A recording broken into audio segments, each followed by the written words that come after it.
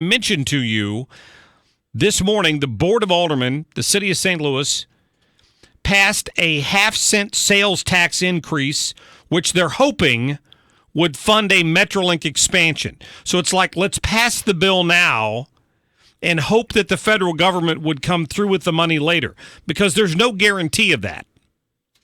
So if you're a city voter and you're thinking about voting for this thing, just understand they may raise $400 million for this, and then it may never happen. But it's not going to bother the city. They'll find something else to waste the money on. And they also agreed to fund this Major League Baseball soccer stadium, Major League Baseball. I'm so used to saying Major League and baseball. Major League Soccer Stadium, but the financing depends in part on the voter approval of that sales tax. So it's kind of complicated, but all that just happened this morning. We've got Graham Renz from the Show Me Institute, who kind of breaking down. You and I, Graham, have talked about the Metrolink expansion before. Yeah, that's right. Isn't the cost in the ballpark of $2 billion? It's actually north of that. It's closer to 2.4 billion. But what would be funded with this new sales tax proposal that got out of the board today would only fund a portion of that $2.2 billion system. It'd fund about an 8-mile strip of it that goes north-south through downtown. So the bill that we talked about today would be enough to fund a short segment of it? Officials are hoping it's enough to fund that short segment, yeah. But like you say, they would need federal support to make this thing feasible, at least just to construct it. Sure they would. And I mean, it's almost like let's what did Nancy Pelosi say about it one time? We're going to have to pass the bill. We have to pass the bill so that you can find out what is in it. My point being, you're asking voters in April to go vote on this and hand over their hard-earned tax dollars on every purchase that they make, a sales tax, without any promise that this is ever going to happen. Yeah, no, that's absolutely right. And one detail that is overlooked is that best case scenario, construction on this Metrolink expansion would start about 5 or 6 years from now, and give it another 5 or 6 years before the thing opens. So even if voters approve this, it's going to be a decade or so until anybody actually gets to ride it. But that really isn't the worst part. The worst part is that ridership on Metrolink has been tanking for a long time, right? And we're still pushing to expand it. So imagine you own a hotel and it's occupied 50%. You can't get rooms filled. You have trouble bringing in business, and so you ask yourself, should I expand the hotel? And most people say no. That would be a poor investment. Not enough people are coming here. There isn't the demand for this. But if you get taxpayers to help subsidize it, well, then all of a sudden it seems like a good idea. And that's exactly what's happening with this Metrolink expansion. Yeah, Tony Messenger with the Post referred to Metrolink as underdeveloped and underperforming. He's half right. It absolutely underperforms, but it is not by any stretch underdeveloped. Fewer people today ride Metrolink than rode the system before the latest expansion opened.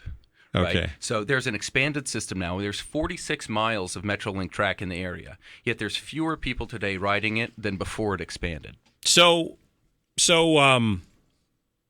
when we look at Metrolink, I understand where people are coming from on this, because when I go to a big city like New York, I was in New York fairly recently, or some of the other cities that have well-known transit systems, even Chicago, for example.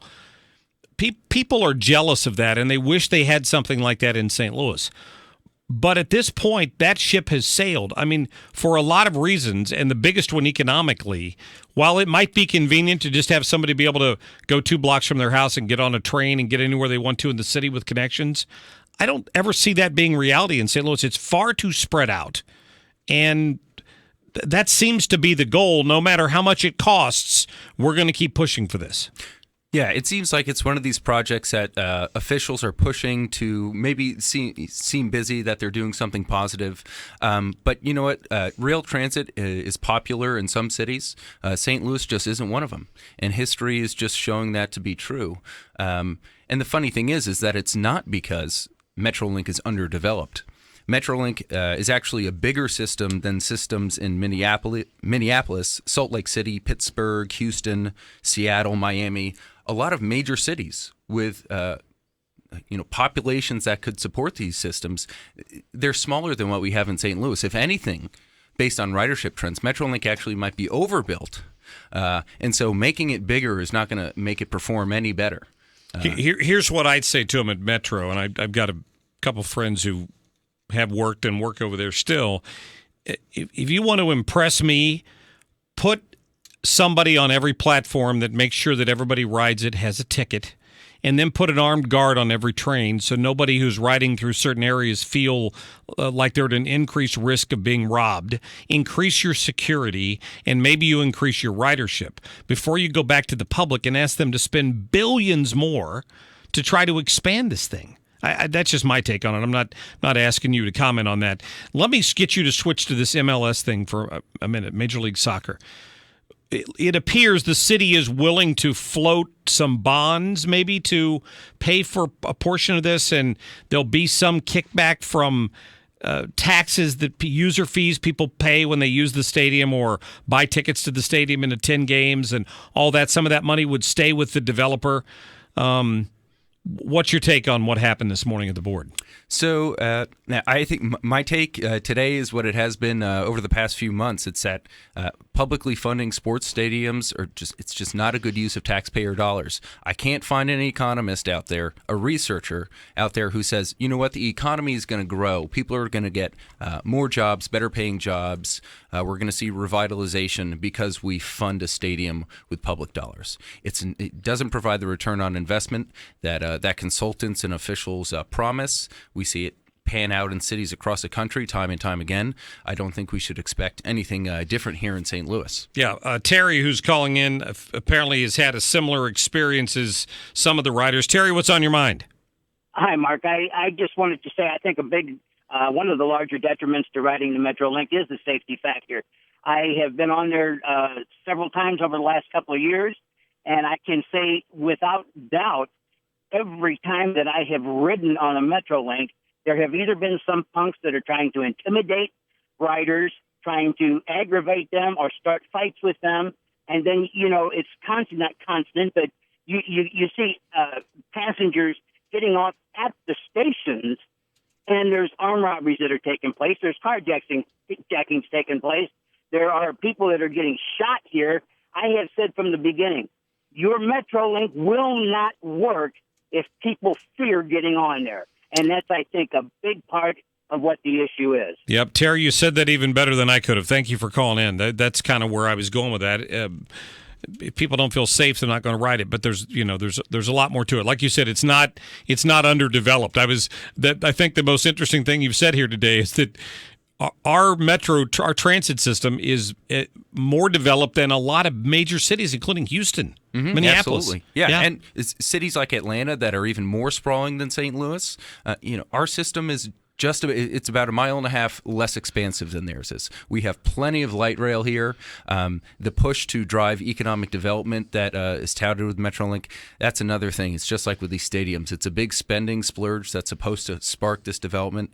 It doesn't. There's plenty of ghost town Metrolink stations. We shouldn't expect anything different. And it's all subsidized. When I drive in from work in West County on a daily basis, I will pass a Metro bus with 1 or 2 people on it. And if they're paying full fare, it's not enough to cover the gas from one stop to the next. No, that's right. And to some extent, a lot of these, bus service, Metrolink, whatever it is, they're going to get subsidized. And I think if we really want to help folks get to work, right, we should be subsidizing if we're going to, we should subsidize the method of transportation that requires the least money from taxpayers and also provides the most access. The thing with Metrolink is that once you put in the rails, you can't move them. Right. And so when downtown, all the jobs that are supposedly downtown, right, nobody's going to be able to ride the train there. And when businesses move in 10, 20 years, we're going to have another transportation issue when folks can't get to jobs. So one of the big pluses about bus transit, though, is that it provides the flexibility and it's cheaper.